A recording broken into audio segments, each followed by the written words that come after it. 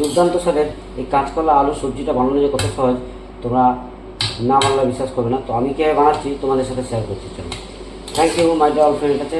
কাঁচকলা আলু সবজি খুব কম সময়ে বানানো। Thank you.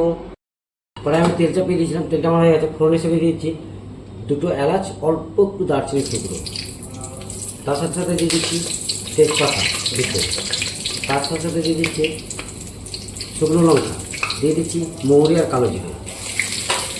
বেসিক্যালি আমরা বাঙালির সমাজে ভাত খাওয়ার পর মৌরি খেয়ে থাকি।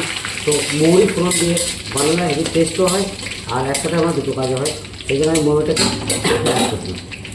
ফাইনালি হয়ে এসছে। এরপর আমি কাঁচকলা আর আলুটাকে এর মধ্যে অ্যাড করবো।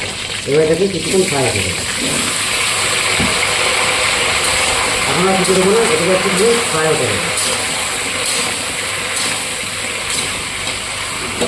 ঢাকনাটা সরিয়ে এবার অ্যাড করে দিচ্ছি আদা ক্যাশ করে রাখা ছিল, এটা এর মধ্যে অ্যাড করে দিচ্ছি। এরপরে দিয়ে দিচ্ছি আমি হলুদ গুঁড়ো স্বাদ অনুসারে দিয়ে দিচ্ছি, আর দিয়ে দিচ্ছি কাশ্মীরি লঙ্কা গুঁড়ো কালারের জন্য জাস্ট।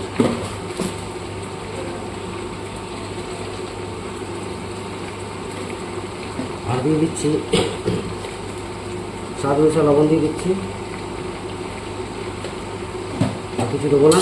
এবার এটাকে হতে দেবো, হেঁটে হেঁটে এটাকে কিছুক্ষণ হতে দেবো, কষিয়ে নেব। কিছুক্ষণ প্রায় কষিয়ে নিয়েছি। এরপর আমি এর মধ্যে গরম জল অ্যাড করবো, এটা আমার সেদ্ধ হতে একটু তাড়াতাড়ি হবে।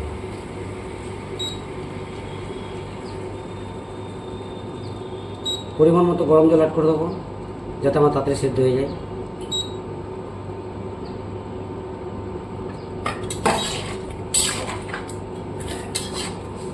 বাসার কিছু দেবো না, এবার এটাকে সেদ্ধ হতে দেবো, তাহলে আমার সবজিটা মোটামুটি রেডি হয়ে যাবে। এর আগে আমি 2-3 বার ঢাকনা সরিয়ে দেখে নিয়েছিলাম। তো ফাইনালি আমার আলুটা সেদ্ধ হয়ে গেছে।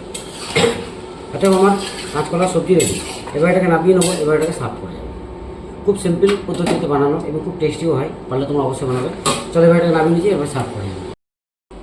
ফাইনালি কাঁচকলা সবজিটাকে নামিয়ে নিয়েছি, এবার সার্ভ করা যাবে। দুর্দান্ত টেস্টি এই রেসিপিটা পারলে বন্ধুরা অবশ্যই তোমরা ট্রাই করবে। চলো, এবার এটাকে আমি সার্ভ করে নিচ্ছি।